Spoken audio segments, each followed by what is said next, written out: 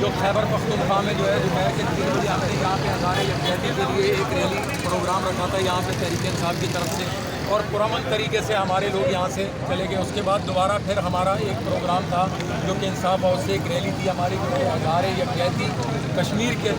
حوالے سے جو ہم ہمیشہ کرتے ہیں۔ اور ہم جب یہاں پہ آئے ہیں تو آپ نے دیکھا ہے کہ اس طرف بھی پروگرام ہو رہا تھا، ہم نے اپنی گاڑی یہاں لگائی ہے،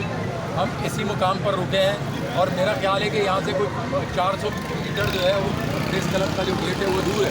اتنے فاصلے کے اوپر ہماری گاڑی کھڑی تھی، اور اس میں یہ جو تنظیم کے لوگ ہیں یہاں آئے ہیں، پولیس کی سرپرستی میں آئے ہیں، پولیس بھاری تعداد میں موجود تھی، ابھی بھی موجود ہے۔ پولیس کی کمی نہیں تھی کہ ہم کہیں کہ جی پولیس کہاں تھی، پولیس یہاں موجود تھی،